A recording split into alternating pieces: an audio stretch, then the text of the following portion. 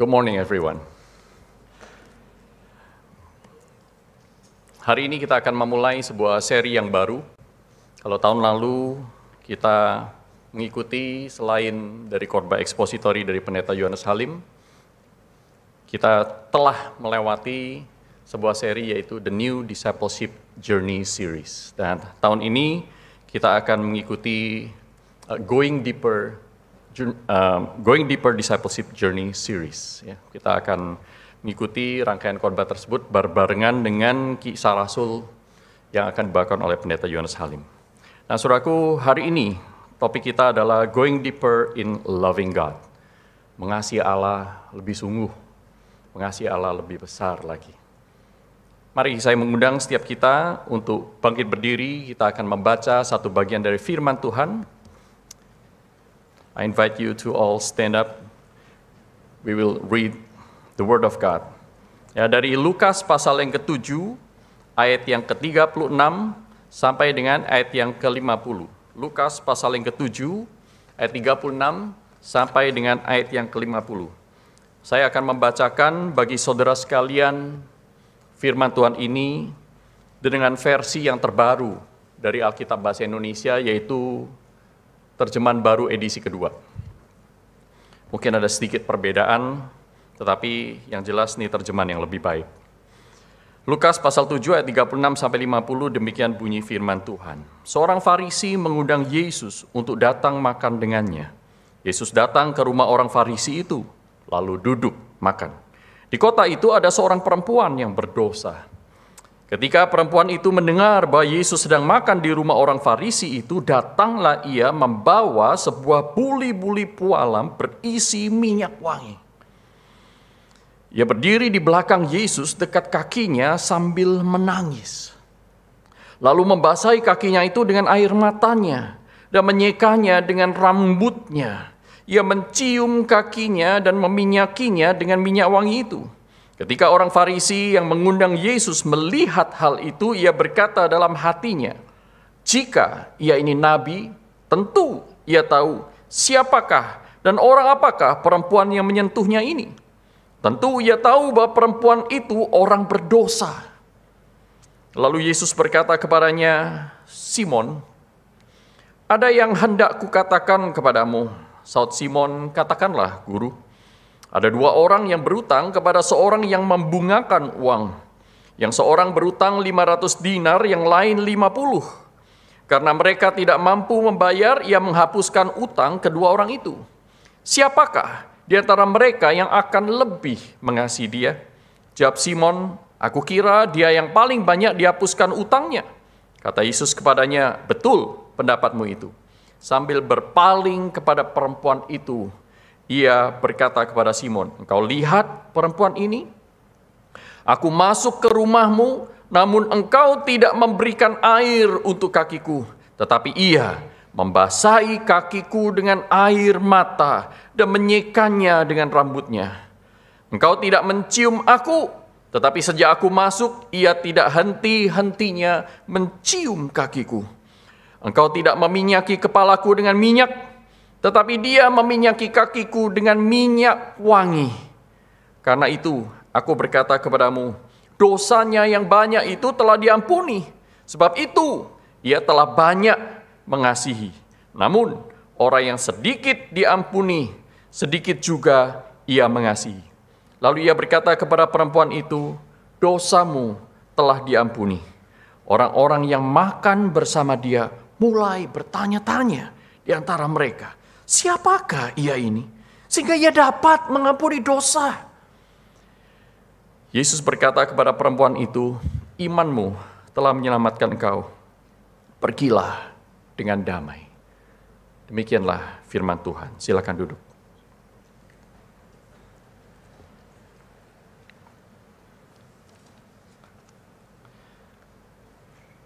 Saudaraku, ada beberapa pertanyaan yang mungkin kita tanyakan saat ini. Apakah saya mengasihi Allah? Apakah saya mengasihi Allah? Mungkin kita akan jawab, ya, saya mengasihi Allah. Tapi pertanyaan berikutnya adalah, apakah orang di sekitar saya melihat saya sebagai orang yang mengasihi Allah? Ini lebih sulit jawabnya, betul? Apakah orang-orang di sekitar saya akan berkata, kamu itu betul-betul orang yang sangat-sangat cinta Tuhan. Aku bisa melihat dalam hidupmu sehari-hari. Saudara, pertanyaan ini menjadi lebih sulit. Tetapi pertanyaan lebih sulit lagi, dan yang mungkin yang paling menusuk kita adalah, apakah Allah melihat saya sebagai orang yang sungguh-sungguh mengasihi Dia? Saudara tidak bisa lari dari pertanyaan ini. Bukankah kasih itu tidak bisa dipaksa? Tuhan, Kau mengasihi aku, tapi Engkau gak bisa paksa aku mengasihi Engkau. Dan kalau dipaksa, itu bukan lagi kasih yang sejati. Sebagian mungkin dari kita mulai berpikir, boleh nggak ya, kita mengasihi Allah itu biasa-biasa saja. Kita tidak perlu going deeper lah, biasa-biasa saja. Mungkin nggak seseorang mengasihi Allah yang sudah mengasihi Dia luar biasa itu biasa-biasa saja? Bagaimana saudara dan saya bisa mengasihi Dia lebih dalam? Apakah wujud kasih itu berubah-ubah? Sebagian dari kita mungkin berpikir, iya Pak, dulu waktu retret, waktu saya ikut Bible Camp, hati saya berkobar-kobar, saya ingin memberikan hidup saya kepada Tuhan. Tapi ya, setelah retret berlalu 1-2 bulan, mungkin masih ada sedikit hangat-hangatnya. Sekarang kok kayaknya biasa-biasa saja. Apakah itu berarti saya tidak lagi mengasihi Allah? Apakah wujud kasih itu berubah-ubah? Sebagian dari saudara yang sudah berpacaran, ada di sini yang sudah berpacaran selain saya. Saya sudah, ingat ya, perfect tense, sudah.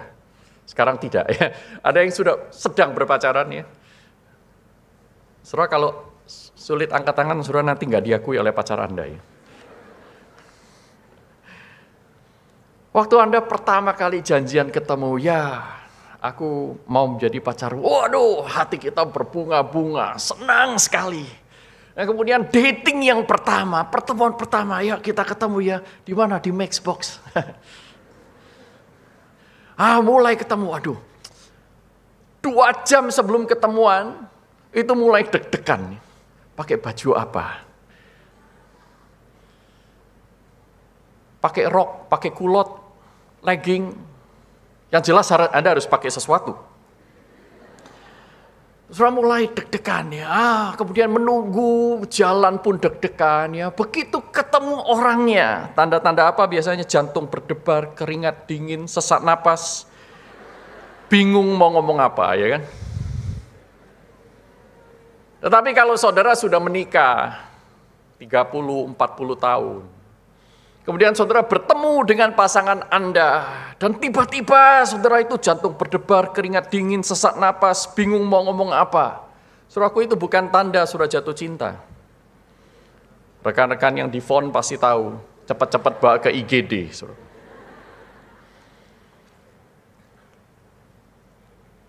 Saudaraku, ada banyak sekali manifestasi kasih. Kita tidak mengatakan bahwa orang yang umur 50 tahun atau sudah menikah 50 tahun, ketika mereka tidak memiliki sensasi yang sama, jantung berdebar, keringat dingin, sesak napas, bingung atau mau ngomong apa, saudaraku, kita tidak mengatakan bahwa kasihnya pasti tidak lebih besar daripada waktu pacaran. Bukan. Tidak, bukan. Justru kasih mereka itu sangat mendalam sehingga ekspresinya itu berbeda. Nah, kalau saudara hari ini masih craving, masih menginginkan manifestasi kasih yang sensasional seperti saudara waktu pertama mengenal Tuhan, saudara keliru. Itu mungkin hanya sekali, tidak akan terjadi lagi. Itu adalah pertemuan pertama, tetapi selanjutnya saudara dan saya dipanggil untuk mengerjakan keselamatan. Di dalam kedewasaan kita mengasihi Allah. Beda. Lalu ada kasih yang kecil, ada yang kasih yang besar. Apa yang Alkitab ajarkan kepada kita hari ini mengenai kasih kepada Allah ini? Tuhan Yesus mengatakan dalam ayat 47, saudaraku, dosanya yang banyak itu telah diampuni, sebab itu ia telah banyak mengasihi. Banyak diampuni, banyak mengasihi. Namun, orang yang sedikit diampuni, sedikit juga ia mengasihi. Seperti hukum Newton, aksi berbanding lurus dengan reaksi.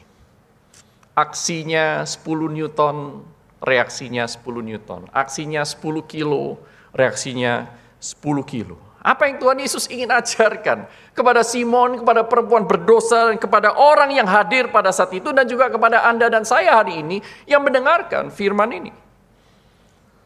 Saudaraku, mari kita teliti lebih dalam. Banyak dikasihi, ternyata ada orang-orang yang tidak mengasihi. Siapakah mereka ini? Simon. Bukan Pak Simon ini yang sangat mengasihi Tuhan ya. Tapi Simon orang Farisi.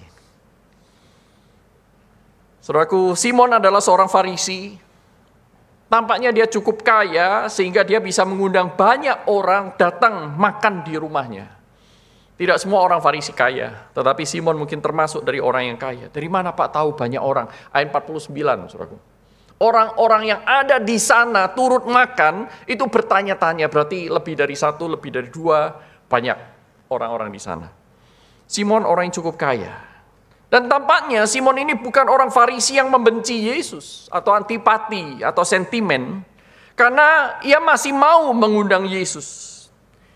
Di dalam perikop sebelumnya, dalam perbincangan antara Tuhan Yesus dengan beberapa murid Yohanes Pembaptis, saudaraku, di sana Tuhan Yesus mengkritik para orang Farisi yang hadir dan turut mendengarkan. Dan di sana ada orang-orang Farisi yang sangat antipati dengan Tuhan Yesus. Tampaknya Simon bukan termasuk orang yang seperti itu. Simon mungkin ada rasa tertarik dengan Tuhan Yesus. Tetapi ayat 16, saudaraku, di sana dikatakan bahwa Tuhan Yesus mau datang ke rumah Simon. Kita melihat anugerah Allah diberikan juga kepada Simon. Simon mungkin mendengarkan berita tentang Tuhan Yesus yang sudah mulai tersebar di seluruh daerah itu, di Kapernaum dan sekitarnya. Karena di perikop sebelumnya Tuhan Yesus membangkitkan anak seorang janda di Nain. Sejak itu orang-orang mulai berkata, telah datang di tengah kita seorang nabi. Seorang nabi besar telah muncul di tengah-tengah kita. Allah telah melawat umatnya. Simon pasti sudah mendengar ini. Dan Simon tertarik ingin mengundang Yesus. Dan Kristus datang ke rumahnya. Namun, saudaraku, jelas sekali dari kisah ini terlihat bahwa Simon tidak mengasihi Yesus. Dia bukan mengasihi sedikit, tidak. Simon tidak mengasihi Yesus. Simon membuka kalender kegiatannya. Dia cek, hari ini saya ada kegiatan, saya sibuk apa enggak ya? Ini kosong kayaknya, saya undang Yesus. Yesus mau enggak datang hari ini? Dia mengosongkan kegiatannya pada hari itu. Dia membuka pintu rumahnya, bahkan dia membuka dompetnya, tetapi dia tidak pernah membuka hati bagi Yesus. Dari mana kita tahu? Pertama, saudaraku, Simon bahkan tidak melakukan adat istiadat orang Yahudi yang layaknya ia lakukan kepada seorang yang menerima tamu. Dikatakan di sana, saudaraku, Simon tidak memberi air untuk membasuh kaki. Simon tidak mencium tamunya, cipika-cipiki ya. Untuk menunjukkan bahwa aku menyambut kamu, engkau adalah bagian dari kami. Bahkan Simon juga tidak meminyaki kepala Yesus sebagai tamu. Saudaraku, ini 3 adat Yahudi yang harus dilakukan oleh seorang tuan rumah. Mungkin Simon mempunyai alasan-alasannya, terlalu banyak tamu, kalau semuanya saya harus lakukan hal yang sama. Saya tidak mungkin melakukannya. Jadi, saudara melihat Tuhan Yesus diundang oleh Simon, tetapi Simon juga mengundang banyak yang lain. Tuhan Yesus hanya salah satu dari sekian banyak undangan. Dia bukan spesial bagi Simon. Simon juga tidak mengenal Yesus secara pribadi. Ayat 39 dikatakan, jika ia ini nabi, seperti dikatakan orang-orang, jika ia ini nabi. Berarti dia sendiri tidak sure. Dia ini orang biasa atau nabi. Bahkan tidak ada dalam opsinya bahwa Yesus itu melampaui nabi. Tidak ada. Nabi yang besar, Allah melawat umatnya. Ini ada perempuan berdosa saja dia nggak tahu. Kalau nabi, mestinya dia dekat dengan Tuhan. Tuhan akan tahu. Simon tidak mengenal Yesus.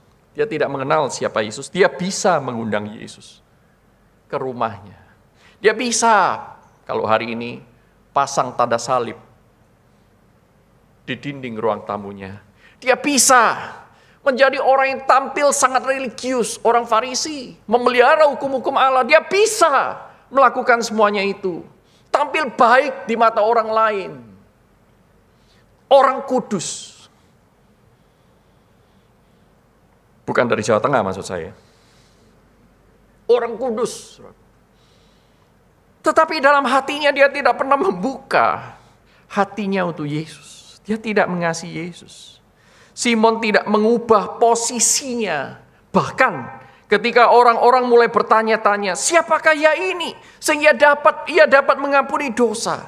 Tidak disebutkan apapun tentang perubahan diri Simon. Ketika melihat apa yang Tuhan Yesus kerjakan. Simon memang tidak mempunyai kepentingan dengan Yesus. Dia bahkan tidak mau berdebat. Ketika orang lain bertanya, dia diam saja. Berbeda sekali kalau saudara bandingkan dengan Petrus ketika berjumpa dengan Yesus. Saudara masih ingat? Tuhan Yesus mengajak Petrus untuk menangkap ikan. Dan Petrus berkata, Tuhan ini udah siang. Tidak ada nelayan menangkap ikan di siang hari. Tapi Tuhan Yesus insist mengajak dia. Dan kemudian akhirnya dia mendapatkan banyak ikan. Dan di sana Simon membuka hatinya kepada Tuhan Yesus. Dan dia bahkan berkata, Tuhan pergilah dariku karena aku ini orang berdosa. Simon tidak melakukan itu. Simon Petrus melakukan itu. Saudara, di sini kita telah melihat bahwa Simon sebenarnya telah menerima banyak sekali berkat dari Tuhan. Dia menerima Taurat. Dia mendapatkan privilege belajar firman Tuhan lebih daripada orang-orang awam yang lain. Bahkan ketika dia mendengar ada seorang nabi datang, sekalipun dia nggak kenal, dia mau mengundang dan Tuhan Yesus mau datang ke rumahnya. Berapa rumah yang disinggahi Tuhan Yesus selama dia hidup? Tidak banyak. Tetapi Simon mendapatkan privilege yang besar sekali. Tuhan Yesus mau makan bersama dengannya. Simon mendapatkan banyak sekali kasih Tuhan, tetapi ia tidak pernah mau membuka diri dan hatinya bagi Tuhan Yesus. Itu sebabnya ia bukan hanya tidak mengasihi banyak, sedikit pun dia tidak mengasihi Yesus. Simon adalah tipe orang yang banyak dikasihi, tetapi tidak mengasihi. Sebaliknya, perempuan yang berdosa ini, dia banyak dikasihi, banyak mengasihi. Seperti Tuhan Yesus sendiri katakan, siapakah dia?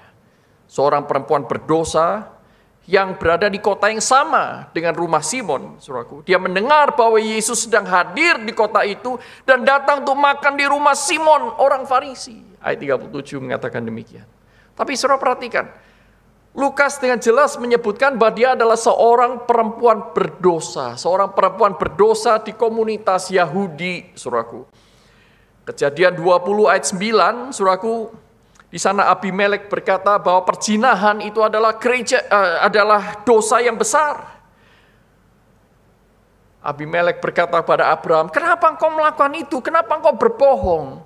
Engkau memberikan peluang aku untuk berzina dengan istrimu. Itu adalah dosa yang besar. Torah mengatakan perzinahan itu adalah dosa yang besar. Perempuan berdosa ini adalah perempuan yang berzina yang memiliki dosa yang besar. Bahkan Talmud, saudaraku, kitab peraturan orang Yahudi menyebutkan bahwa perzinahan itu adalah sin par excellence. Dosa yang paling besar, ha'avera, bahasa Ibraninya.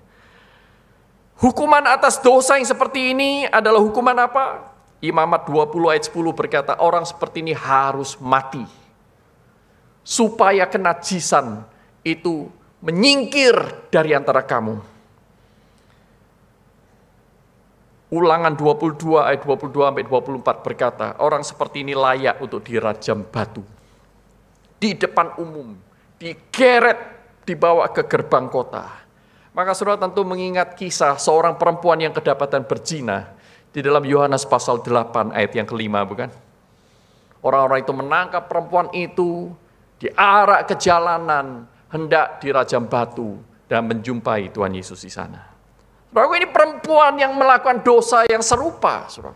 Orang yang tidak layak untuk menerima penghargaan dari masyarakat. Orang yang sudah mengacaukan banyak sekali keluarga. Dia tidak punya masa depan selain melacurkan dirinya. Dia tidak punya hal-hal yang dia bisa banggakan. Bekerja pun dia tidak bisa.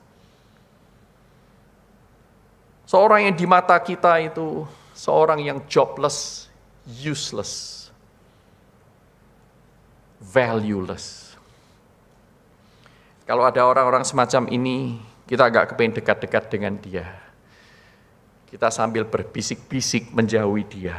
Jangan dekat sama dia, pelacur. Tapi, saudaraku, apa yang dia lakukan? Dia datang mendekat kepada Yesus. Membawa buli-buli pualam berisi minyak wangi. Bukan buli-buli pualam di dalam botol murahan, yang harganya murahan. Buli-buli pualam adalah sebuah kontainer yang khusus, yang spesial. Yang sangat mahal. Cocok untuk dipakai sebagai wadah barang yang mahal. Dia datang mendekat Yesus sekalipun dia tidak diundang. Dia datang kepada Yesus sekalipun risikonya tinggi. Risiko untuk dirajam batu di tengah jalan. Risiko untuk dipermalukan orang, digeret, diarak, dan dirajam batu, dibunuh di tempat. Risiko untuk direndahkan, risiko untuk dibully. Risiko untuk dikata-katai hal-hal yang jelek tentang dia. Dihina. Tetapi sekalipun risiko-risiko itu ada, kasihnya kepada Yesus tidak terbendung. Dia datang mendekat Yesus. Nah, saudara perhatikan, ia tidak hanya melakukan apa yang Simon tidak lakukan, tetapi ia melakukan lebih dari yang diminta. Ketika Simon tidak memberi air untuk membasuh kaki, perempuan ini memberikan air matanya. Dan tidak berhenti kepada air mata, saudaraku, wanita ini membasuh kaki Yesus dengan rambutnya, dengan kehormatan seorang wanita pada zaman itu. Ketika Simon tidak mencium Yesus, wanita ini menjaga kehormatan Yesus dengan tidak mencium pipinya, tetapi menciumi kakinya. Dan tidak berhenti di sana, Lukas menyebutkan Tuhan Yesus melihat wanita ini mencium kakinya tanpa henti. Bukan cuma cipika-cipiki satu kali, tetapi mencium kaki, bukan pipi, kaki, tanpa henti. Ketika Simon tidak meminyaki kepala, tetapi wanita ini, perempuan ini meminyaki kaki Yesus dengan minyak wangi, bukan minyak biasa. Orang Yahudi tidak perlu menyediakan minyak wangi untuk menyambut tamu. Hanya cukup minyak biasa, murahan, belinya juga kiloan, saudaraku. Ditaruh di tempat-tempat yang biasa. Mungkin periuk-periuk yang sudah puluhan tahun lamanya. Karena apa? Minyak yang biasa tidak berbau. Minyak yang biasa juga sulit sekali rusak karena naturnya adalah minyak. Namun cukuplah minyak itu.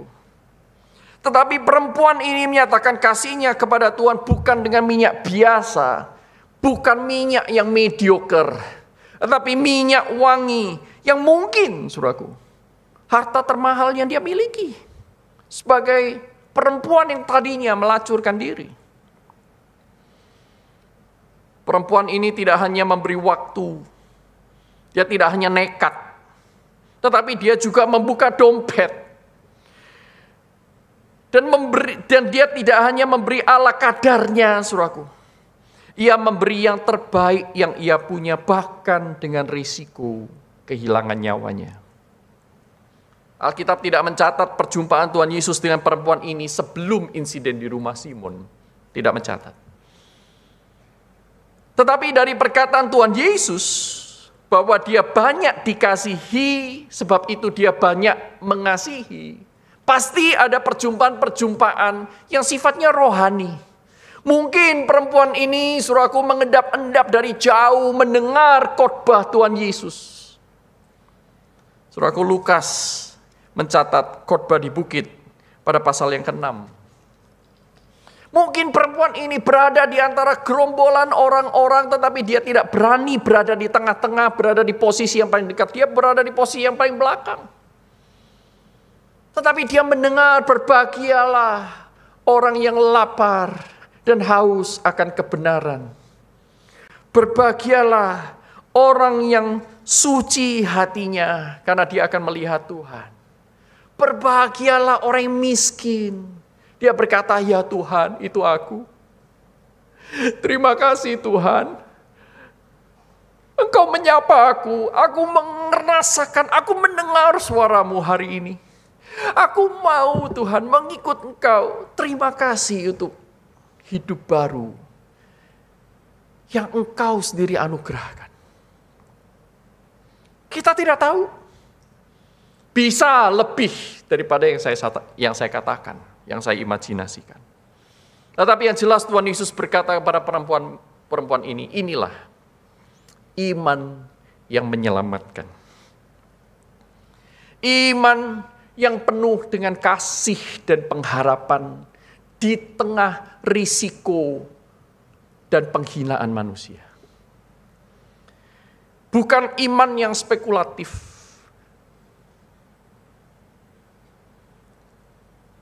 Ya, untung-untunganlah aku memberi sesuatu kepada Tuhan. Siapa tahu dapat 100 kali lipat. Bukan pula iman yang manipulatif. Tuhan, aku kasih yang kau mau. Nanti jangan lupa, ingat aku. Kasih yang aku mau juga. Bukan pula iman yang transaksional. Tuhan, hari ini aku kasih engkau minyak wangi dalam buli pualam. Nanti kalau aku butuh, tolong kasih aku minyak wangi yang sama ya. Transaksi. Quid pro quo. Something for something. Tidak, saudaraku. Tetapi iman yang dimiliki oleh perempuan yang berdosa ini lahir dari pengenalan akan Allah dan kasih-Nya yang bertumbuh. Dia mengalami, dia overwhelmed oleh kasih Allah yang luar biasa. Kasih Allah yang semakin hari semakin dia renungkan, semakin mengubah hidup dia. Dan ketika dia mendengar Tuhan Yesus ada di dekat tempat dia tinggal, tidak bisa tidak, saudaraku. Kasih itu akan mendrive dia. Karena Tuhan Yesus sudah menembus kegelapan hidupnya. Dia kini melihat terang. Ini adalah contoh dari orang yang banyak dikasihi, banyak mengasihi.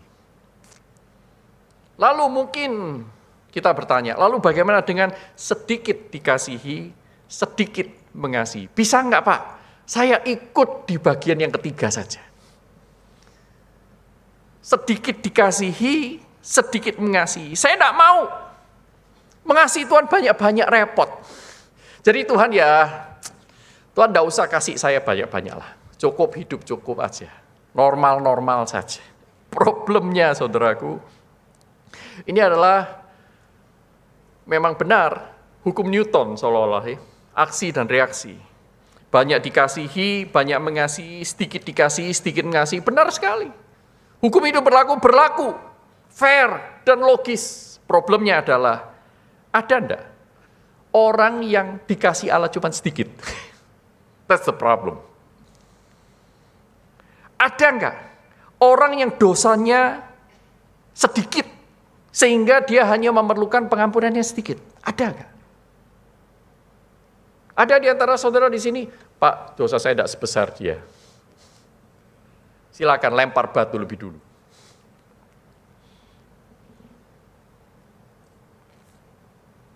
Kasih Allah begitu besar. untuk setiap kita.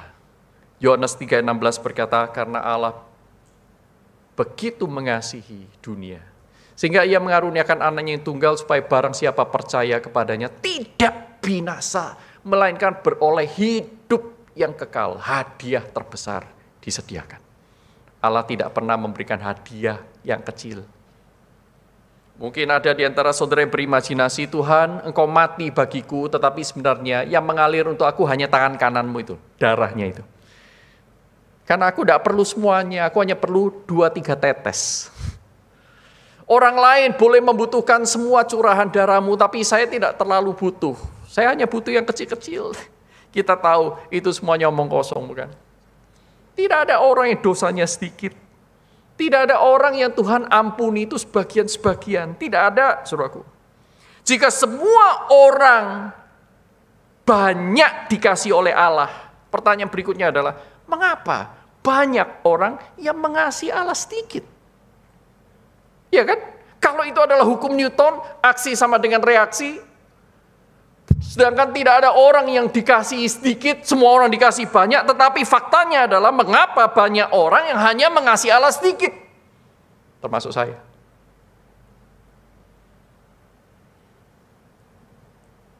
Saudaraku, kita tidak bisa memberi apa yang kita nggak punya.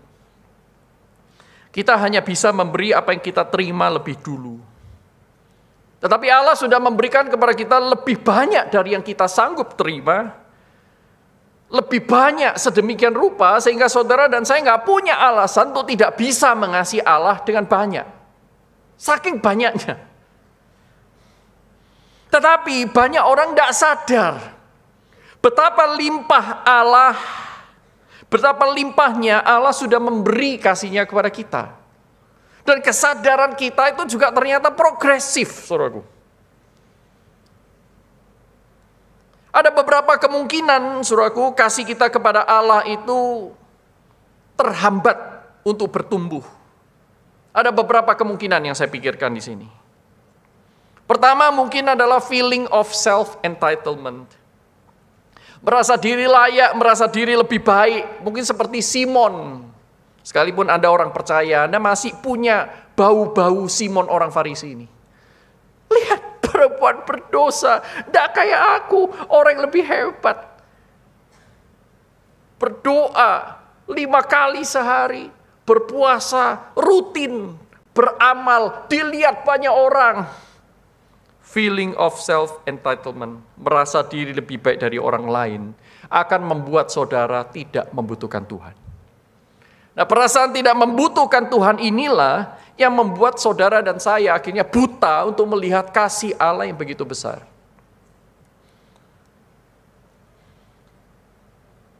Satu kali dalam fase-fase kehidupan saya yang gelap, saya jatuh dalam dosa. Saya mengalami depresi. Saya merasa saya tidak layak hidup. Saya merasa saya tidak layak untuk disebut orang Kristen. Saya merasa saya tidak layak, apalagi disebut hamba Tuhan, dosen para calon hamba Tuhan. Ada masa-masa kegelapan itu begitu kelam. Saya berdoa pun, saya merasa diri tidak layak. Saya tidak datang kepada Tuhan. Nah, itu celakanya, saudaraku. Dosa membuat kita semakin jauh dari Tuhan. Keinginan untuk datang kepada Tuhan pun kita tidak mau, saudaraku. Nah, pada masa-masa seperti itu, saya jalan kaki di pinggir trotoar itu. Jalanan tidak terlalu ramai, dan saya melihat burung-burung begitu banyak berkumpul, saudaraku. Kadang-kadang di sebuah atap, kadang-kadang turun di atas trotoar. Saya mulai berpikir, siapa yang pelihara mereka ya? Saya tidak melihat ada orang yang membawa kantongan plastik besar berisi biji-bijian untuk makanan para burung itu. Nah, saya nggak melihat. Tapi saya lihat, lah burung ini bisa gemuk-gemuk dan besar begitu, terbang begitu tinggi, mereka sehat. Pasti ada yang memelihara. Nah, baru dari sana saya ingat firman Tuhan dalam Matius 6. Yang berkata bahwa kamu lebih berharga daripada burung-burung itu. Kamu lebih berharga daripada bunga bakung. kamu lebih berharga daripada segala sesuatu. Hati saya tersentuh. Saya terbuka. Dan saya mulai mengalami kasih Tuhan yang besar itu. Saya overwhelmed, saya nangis menjadi-jadi. Tuhan, thank you. Terima kasih Tuhan, ingatkan aku lagi. Saya melihat cahaya itu mulai bersinar lagi. Pelan-pelan, saudaraku, menembus kabut depresi yang begitu kelam. Tetapi pada masa-masa kita biasa-biasa saja, kita merasa lebih baik dari orang lain, saudara tidak akan melihat itu. Oke Pak, kalau gitu kami siap untuk depresi semuanya rame-rame. Bukan itu maksud saya. Saudara tidak harus dipaksa melewati hal itu. Hari ini pun saudara bisa. Saudara hanya perlu membuka hati, membuka mata lebih lebar. Lihatlah sekeliling Anda. Apa yang Anda punya itu bukan milik Anda. Uang yang kita punya bukan uang kita. Kesehatan yang kita punya bisa diambil seketika, kapanpun juga. Tahun lalu, pertengahan tahun, kakak saya yang paling bungsu. Kakak saya yang paling bungsu. Saya anak bungsu. Ini kakak saya yang paling bungsu. Dipanggil Tuhan mendadak. Pagi hari tidak ada orang yang tahu, saudaraku. Tidak ada seorang pun di antara kita tahu. Karena kita tidak memiliki hidup ini milik Tuhan. Uang yang Anda punya bisa dirampok. Pacar Anda bisa meninggalkan Anda. Tetap, saudaraku, mari kita buang rasa self-entitlement ini. Yang kedua, saudaraku, salah satu kemungkinan penghambat yang lain adalah kita itu ignorant. Kita tidak mau tahu, kita ignoring. Kita sengaja nggak mau tahu Allah dan kasih-Nya. Apa yang Allah kerjakan di dalam diri kita setiap hari. Apa yang Allah kerjakan 2000 tahun yang lalu. Apa yang Allah kerjakan sejak penciptaan. Kita nggak mau tahu, kita nggak mau belajar apa yang Alkitab nyatakan. Kita tidak mau tahu kebesaran Allah. Maka ujung-ujungnya adalah pengenalan akan kasih Allah yang sangat miskin menjadi bagian dari diri kita. Karena kita nggak mau tahu. Kita nggak mau bertumbuh. Saya nggak mau jadi pendeta kok, ngapain saya harus baca Alkitab? Alkitab bukan untuk pendeta, Alkitab untuk setiap anak Tuhan. Kecuali Anda bukan anak Tuhan, Anda tidak harus baca Alkitab. Ada orang yang bercabang hati, saudaraku, masih mengasihi dunia dan dosa. Ini disebutkan dalam 1 Yohanes. 1 Yohanes berkata, jangan mengasihi dunia dengan segala keinginannya. Banyak orang yang masih bercabang hati. Sehingga mereka ingin mengasihi Allah, tapi juga ingin mengasihi dunia. Sehingga tidak pernah hidup di dalam totalitas, tidak pernah hidup sehat. Saya makan makanan yang sehat, tapi saya juga masih suka racun ini. Tanpa sadar, saudaraku. Tapi ada kemungkinan yang lain. Kita itu sedikit dikasihi, banyak dikasihi, sedikit mengasihi. Yaitu bagi kita itu masih dalam masa pertumbuhan. Masih masa pertumbuhan, it's okay. Lalu apa yang kita bisa lakukan, saudaraku? At the end of the day, kalau saudara bertanya setelah mendengarkan khotbah ini, setelah merenungkan kembali Lukas pasal 7 ayat 36-50, saudara bertanya, jadi apa yang kita bisa lakukan Pak, supaya kita bisa going deeper in loving God? Apa yang kami bisa lakukan, apa yang kita semua bisa lakukan sebagai komunitas? Pertama, saudara, mari mengenal Allah yang sudah mengasihi kita lebih lagi. Saudara tidak bisa mengasihi yang saudara nggak kenal. Jujur aja. Saudara tidak bisa mengasihi yang saudara tidak kenal. Semakin saudara mengenal sesuatu ataupun seseorang, dan sesuatu atau seseorang itu mengasihi Anda, maka bertumbuhlah kasih Anda kepadanya. Anda tidak sekonyong-konyong melihat anjing, aduh lucunya, langsung saudara jatuh cinta sama dia. Anjing ya. Tetapi begitu Anda mulai membelinya dari toko pet shop, memeliharanya, berjumpa dengannya setiap hari, saudara mengenal dia, kebutuhannya dan seterusnya, saudaraku, maka muncullah kasih itu bertumbuh, betul? Saya lahir di tengah keluarga yang sangat suka dengan pet, sangat suka dengan hewan peliharaan. Di masa kecil saya dikelilingi dengan banyak binatang, selain manusia tentunya. Saya bukan Tarzan. Bukan hanya anjing dan burung yang biasa, saudara. Saya juga pernah punya peliharaan tikus putih, hamster, guinea pig, kelinci. Bukan hanya itu, terenggiling saya punya. Saya pelihara. Kura-kura, ular belum sempat. Cicak nggak usah dipelihara, sudah banyak. Nyamuk juga, saudara. Semut, nggak usah dipelihara. Dan favorit saya adalah memelihara keong. Saudara tahu umang-umang, ya. Saya bisa membedakan keong air tawar dan keong air laut. Saya menangis ketika keong saya meninggal, saudaraku. Saya masih ingat salah satu anjing packing kami, warna putih polos. Namanya Donna von Dyke. Anjing. Meninggal karena tua. Umurnya sudah sekitar 9-10 tahun. Donna von Dyke. Meninggal di dalam perjalanan menuju ke rumah sakit.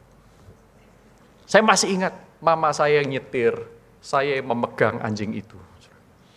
Saya bisa mengenal anjing ini karena saya setiap hari bergaul dengan dia, bermain dengan dia, kasih dia makan, tapi ini anjing. Kalau kepada anjing aja saudara bisa mengasihi begitu rupa, apalagi kepada Allah yang hidup. Maaf Tuhan, saya membanding kau dengan anjing. Tapi saudaraku, Allah itu sumber kasih, Allah adalah kasih, kasih berasal dari Allah. Kalau Allah mengenal Allah, kalau saudara mengenal Allah sedikit saja, mestinya kasih Anda akan berlimpah. Problemnya adalah kita nggak mau. Nggak mau dig deeper, go deeper. Yang kedua, mari saudaraku kita bertekun di dalam mengasihi. Di dalam komunitas yang dipenuhi oleh kasih Allah, kita bisa melihat Allah dengan lebih jelas. Allah hadir dan menyatakan diri.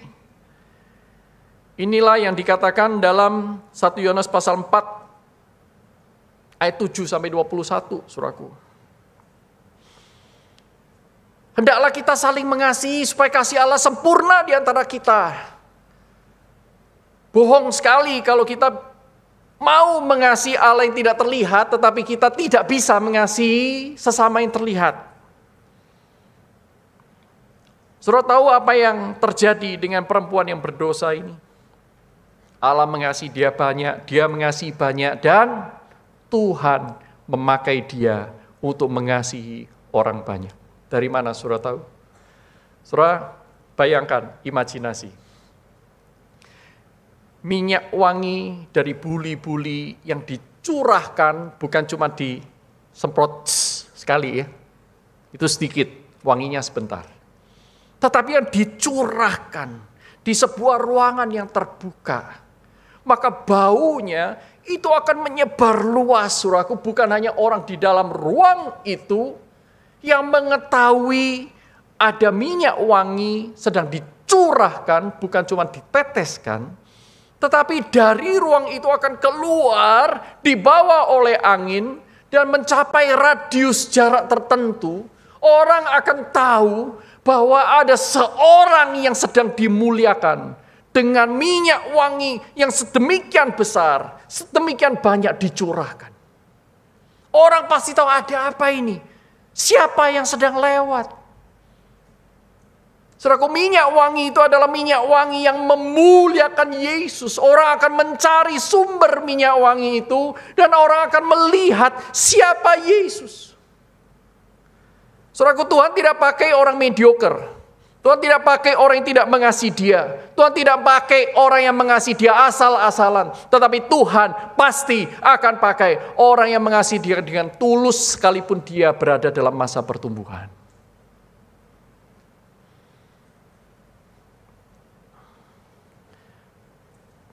Di Korea Selatan ada seorang pastor, ada seorang pendeta bernama pendeta Lee Jong-rak.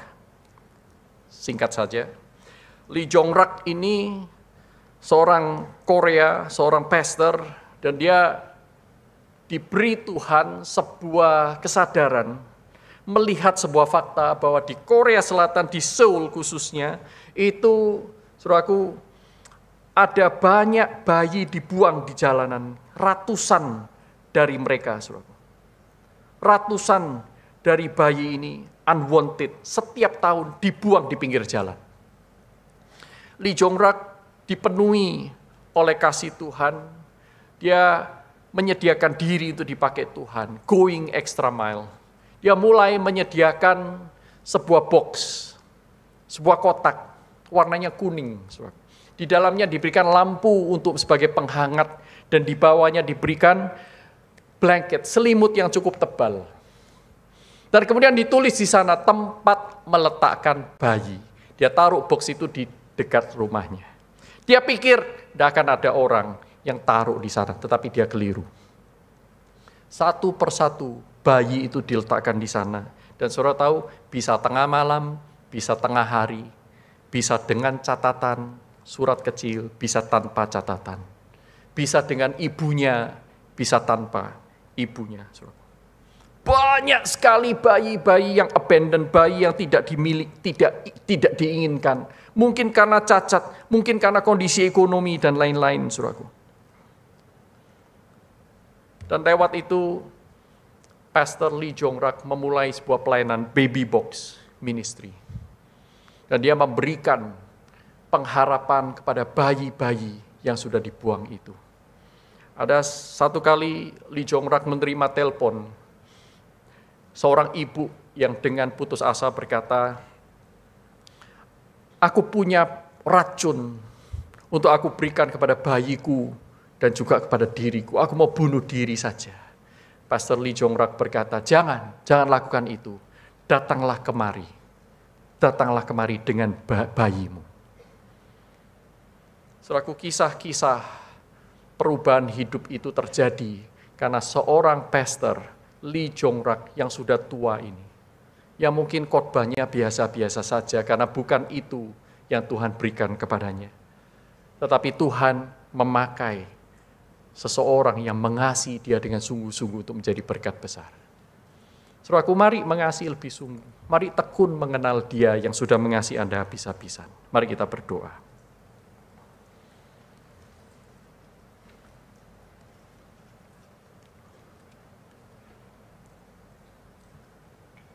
Tuhan, kasih-Mu begitu besar, tak terpikirkan, tak terbayangkan, tak terukur, begitu panjang, begitu tinggi, begitu dalam, begitu lebar. Ampuni kemalasan kami. Ampuni sikap hati kami yang tidak menghargai kasih Tuhan yang begitu besar. Kami menganggap Tuhan sebagai diktator yang memaksa. Tetapi sesungguhnya Engkau tidak pernah memaksa kami. Namun Engkau menjanjikan kepada orang-orang yang mengasihi Engkau dengan sungguh-sungguh, Tuhan akan memberikan arti hidup yang kekal. Hidup yang berkelimpahan, karena untuk itulah Kristus hadir. Hidup yang bisa menjadi berkat bagi orang lain.